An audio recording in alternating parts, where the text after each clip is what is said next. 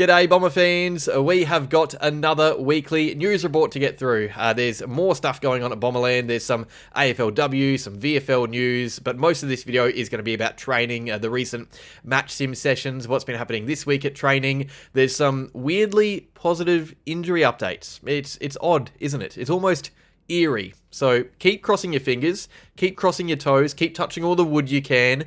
Before we start this video, I am going to be going live tonight with Fiona and Scooter McNeese on the Bomber Banter channel. That is going to be, what time is that? I don't actually know what time is that.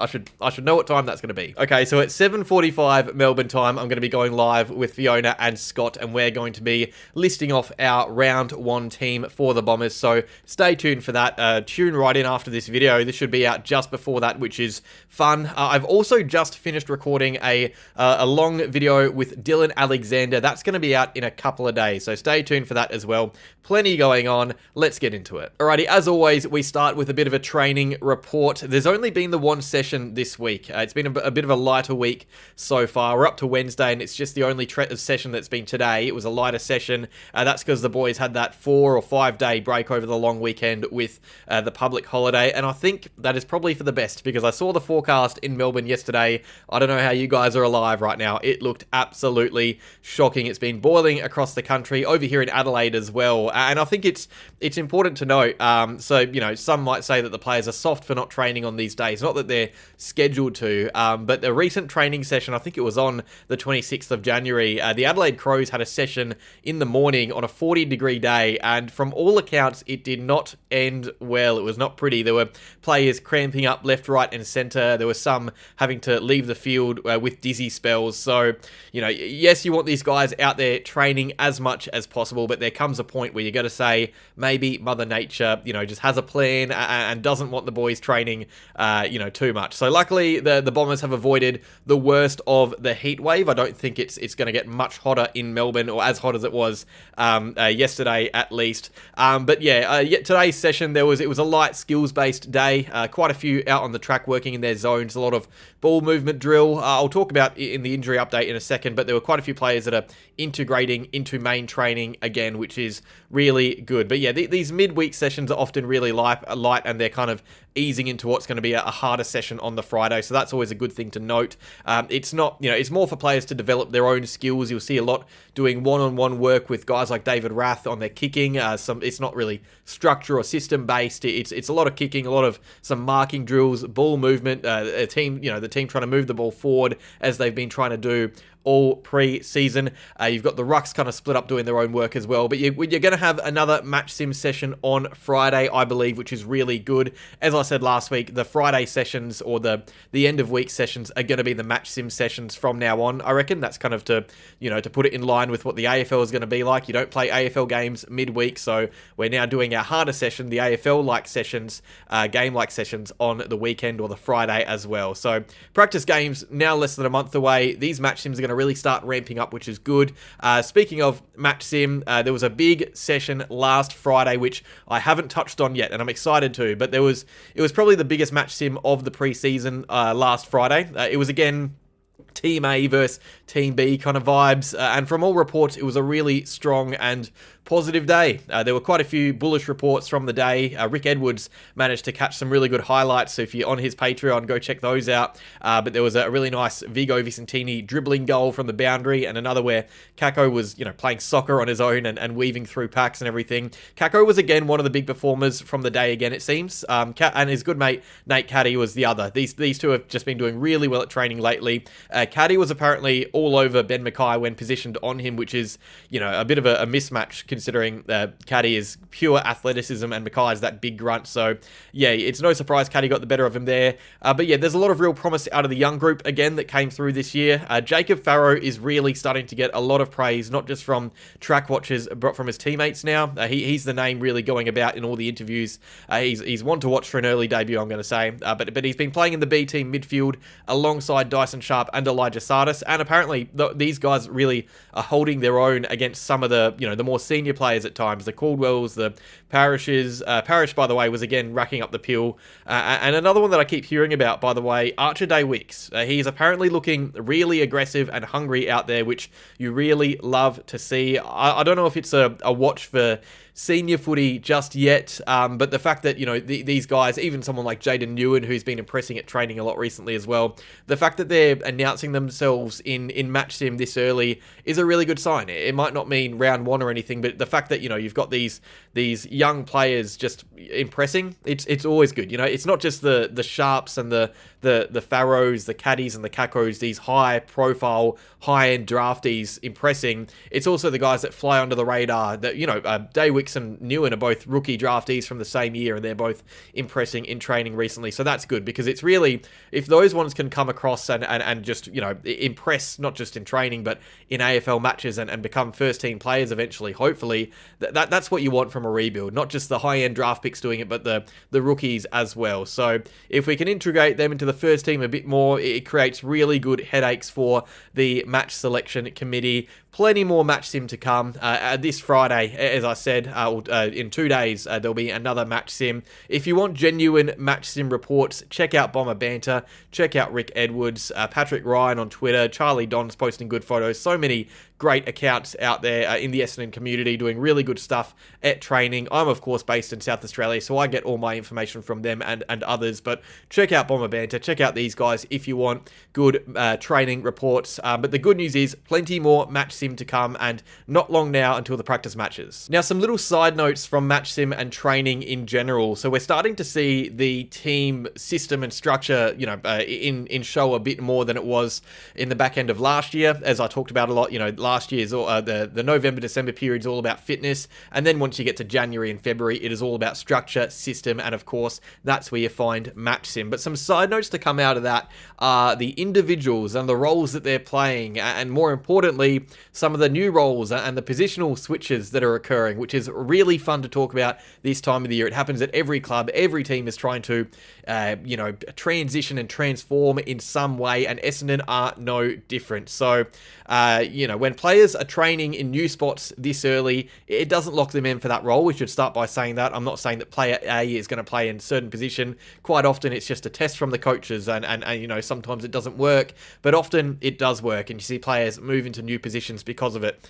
So it's still worth talking about this. There's a few little tidbits here. Of course, the first one I've spoken about already is Elijah Sardis, who is still being training as that defensive midfielder. It's kind of been talked about as a Josh Dunkley type role, obviously not to the same extent. That would be absolutely amazing, but I think Elijah Sardis is going to be trying to channel his inner Josh Dunkley playing football this year, which is really interesting, because that's, Elijah Sardis is a player that I spoke about in a recent out of contract video, who is definitely under a bit of pressure, not just, for first team footy, but for his contract and what he is to the Essendon Football Club. So he's someone who, if he can transform into a new role and start playing this new role, to the best of his ability, playing in AFL games, that could be massive. So Elijah Sardis playing more as that defensive midfielder, not a complete lockdown target or anything like that, but he's focusing on his defense as that body in a contest and doing exactly what Josh Dunkley does at Brisbane. The other one I'm seeing a fair amount of vision from, especially from the recent match sims, is Jackson Pryor. So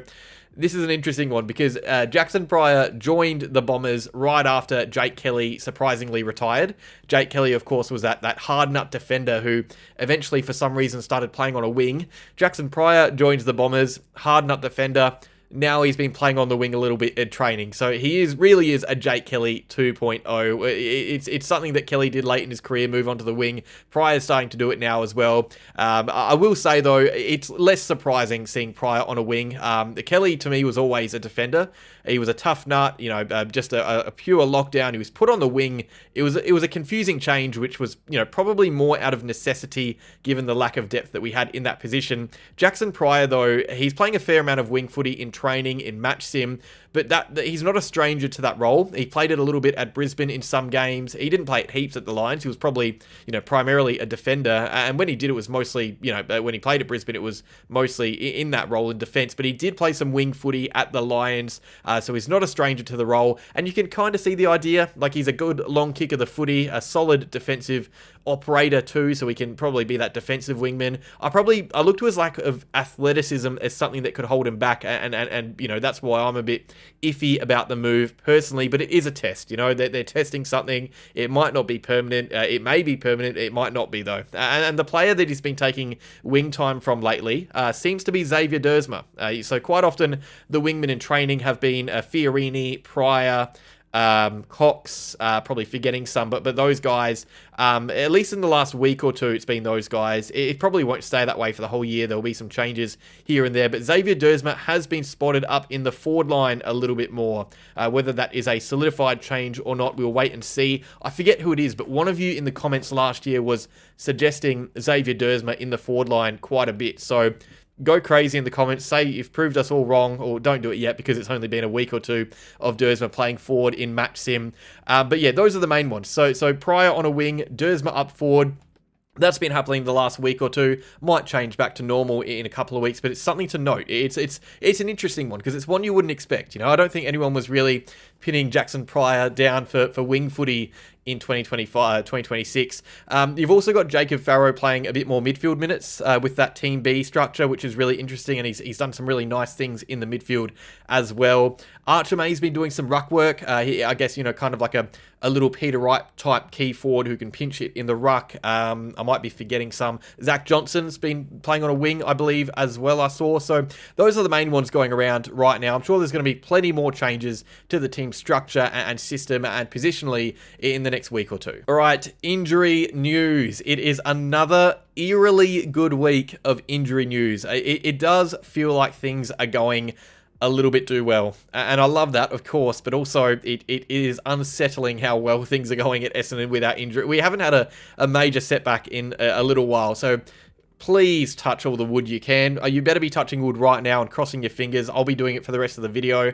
It's another positive week of injury news. Sullivan Roby is starting to ramp up his running loads. So he started off last week doing slow 100-meter jogs, pretty much. But now he's doing laps of the oval, running a lot quicker and looking a lot better with his running. I said last week he was looking a bit taxed in some of the vision I saw, but he is looking better, which is probably just because he's moving his legs, which he can do now. Killian Burke is also starting to do some running on that hamstring that he did recently. The big news, though, and this is really great, is from all the recent training on Wednesday today, we've seen some boys integrating back into main training or main drills. So these guys aren't ready to play big boy minutes yet, but they're finally starting to get involved in a fair chunk of main drills, get their hands on footies alongside their teammates. So Nick Bryan and Tom Edwards, who both suffered ACL injuries early in the 2025 season, both of them are starting to get involved in main drills. They're going to get their hands around the footy and amongst it. They both have the fluoro cap on in drills. So when you see the fluoro cap in training, it signifies no contact. So your teammates can't come up and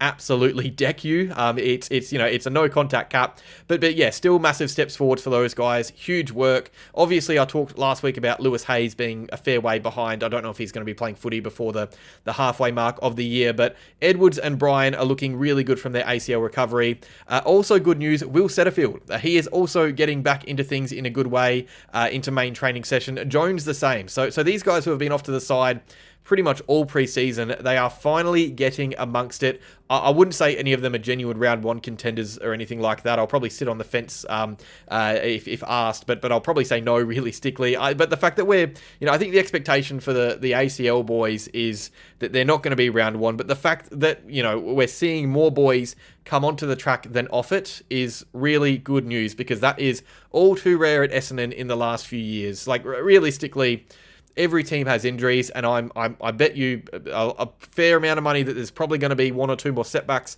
to certain players before preseason ends. That's what happens with athletes. You've got 40 athletes training their hardest. There's bound to be a setback or two, but the fact is, we're really not talking about injuries that much at all this preseason. You see other teams are really suffering pretty hard, especially during the heat. The Bombers have been really healthy this year, which feels weird because we've had players off to the side, but now you see all these players coming onto the track. It's good. It's good. Keep touching wood, keep crossing fingers, but right now it's a genuinely healthy and fit list for the most part. All right, VFL fixtures have been announced, or sorry, I should say VFL matchups have been announced for the opening rounds of the season. The times and dates are still TBD, but the VFL season, it always kicks off a week after the AFL, or I guess 2 weeks now with opening round, which is going to mess with my brain when I talk about this. So the round 1 of the AFL for Essendon kicks off on March 13th for the Bombers, that is against Hawthorn at the MCG, and then the following week is round 1 of the VFL. You'd think they just make it, easier for us who are talking about it, have it be round 1 all the time. It's needlessly confusing. But anyway, round 1 of the VFL is going to be played against Geelong. That is round 2 of the AFL at the same time will be against Port Adelaide. Quite often your team that you play in the AFL dictates who you play in the VFL. So round 2 of the VFL is against North Melbourne, who we play in the AFL that weekend. And round 3 in the VFL is against Footscray, and we play the Dogs that weekend as well.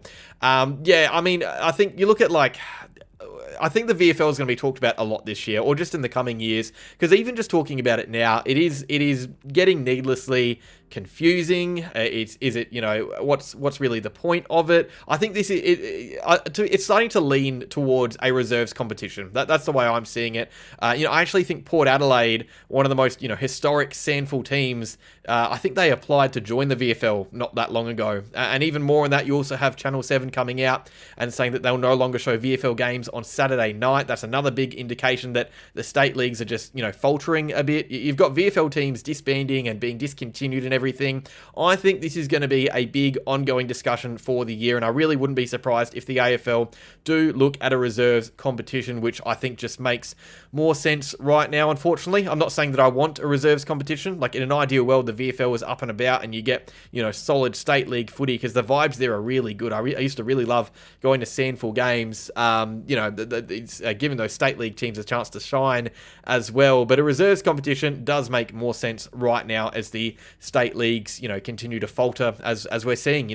Most of the news I'm seeing out of the VFL and SANFL and everything to start the year is unfortunately quite negative. But yeah, the VFL kicks off on the weekend after round 1 in the AFL against Geelong. We'll be taking on Geelong in round 1 of the VFL, North Melbourne in round 2, and the Bulldogs in round 3. I'll have regular VFL updates because it's going to be a big year for the VFL. Lots of players to keep an eye on. We've got a very young team, and a lot of them are going to be playing VFL footy to start. So a lot to really enjoy this year in the VFL, I hope. And finally, we have some big AFLW news for our AFLW program. It is deja vu, but we've overhauled our high performance system a little bit. So the club have announced a new head of high performance, and it's a pretty big coup, I reckon. So Luke Meehan has been appointed as the head of high performance for the Essendon AFL team. He's a respected figure in the world of high performance, I reckon, because he's worked with AFL clubs for years now, for decades now. He was actually most recently the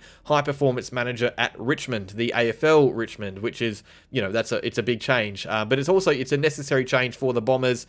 We, again, like in the AFL team, we were suffering too many injuries in 2025 and 2024, really. I think in 2024, it impacted our ability to, play really good finals footy. In 2025, it really set us back when we were playing good footy early, and we just weren't, it didn't seem like we were able to recover. Also, team fitness was a big issue as well in 2025. So it's something we definitely needed changed. We needed a big coup, a big player to come in, and luckily we've got Luke Meehan, who will hopefully work wonders for our AFLW team. Hopefully he adopts the same Matty Innes mentality. So I think it's a good change for the AFLW side. But guys, that's all I got to talk about. That is that. Thank you for watching. Remember, I've got a video out in a couple of days with Dylan Alexander. We're going to be talking about Essendon's 2025 draft haul and really just going in depth into detail about those 5 players we picked up. And I think it's a really interesting discussion because you guys have heard me yap about the draftees, but you haven't heard an unbiased footy fan or footy nerd yap about it yet. And Dylan Alexander will be doing that in a couple of days on the channel. We've already recorded that video. And of course, tonight, right after you finish this video, go click on Bomber Banter. Wait for us to join live because I'm going to be there with Fiona and Scooter McNeese. We're going to be talking about our round 1 team for 2026. But guys, that is all. Thank you for watching. Make sure you like the video if you enjoyed it. Subscribe if you are new to the channel. And as always, go Bombers.